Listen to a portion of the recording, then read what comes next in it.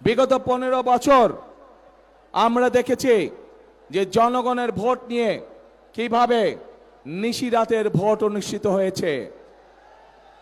আমরা দেখেছি জনগণের ভোটের অধিকার কেড়ে নিয়ে কিভাবে আমি দামি নির্বাচন করা হয়েছিল তথাকথিত নির্বাচনের নামে, মনে আছে আপনাদের?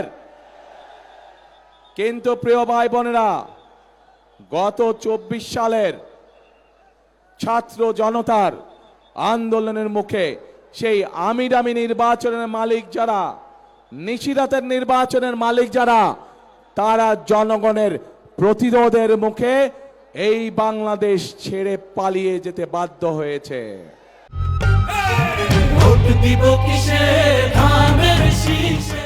এখন এই বাংলাদেশ হচ্ছে জনগণের বাংলাদেশ।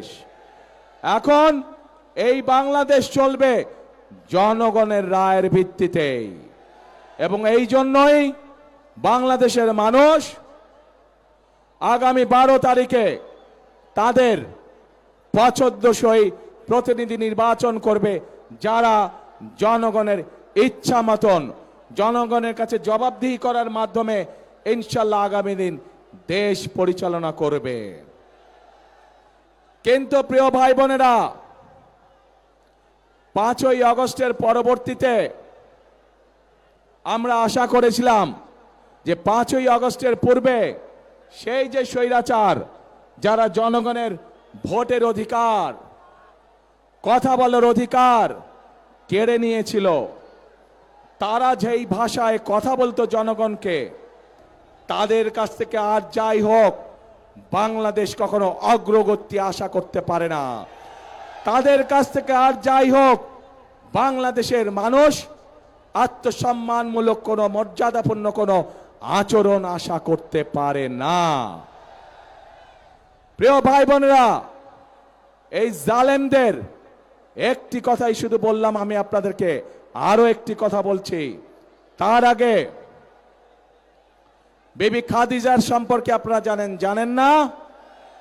আমাদের প্রিয় নবী করিম সাল্লাল্লাহু আলাইহি ওয়াসাল্লামের স্ত্রী এই বিবি খাদিজা, উনিও একজন কর্মজীবী মহিলা ছিলেন। উনিও একজন কর্মজীবী মহিলা ছিলেন। ওনার নিজের ব্যবসা বাণিজ্য ছিল, যেখানে নবী করিম সাল্লাল্লাহু আলাইহি ওয়াসাল্লাম নিজেও কাজ করতেন। প্রিয় ভাই বোনেরা, এরা বলে ইসলামের রাজনীতি করে, অথচ নবীর স্ত্রী নিজে যেখানে একজন কর্মজীবী মহিলা ছিলেন, সেখানে কেমন করে একটি রাজনৈতিক দলের নেতা এবং কেমন করে সেই রাজনৈতিক দলটি তাবৎ বাংলাদেশের নারী সমাজকে এমন একটি কলঙ্কিত শব্দ জর্জরিত করল। প্রিয় ভাই বোনেরা, বদরের যুদ্ধ নিশ্চয়ই আপনারা জানেন কম বেশি সবাই।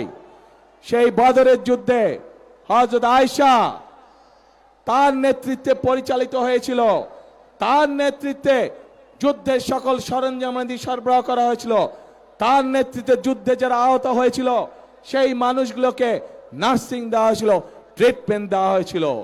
কাজে আমরা ইসলাম ধর্ম বলে, আমরা আমাদের দেশের সামাজিক অবস্থান বলে, সকল জায়গায় নারীদের একটি শক্তিশালী অবস্থান আছে, এবং আমরা কোনোভাবেই অস্বীকার করতে পারবো না এই নারীদেরকে পেছনে রেখে, এই নারীদেরকে ঘরে বন্দি করে রেখে কোনোভাবেই আমরা বাংলাদেশকে সামনে যেতে পারবো, এটি আমরা কখনোই মনে করি না।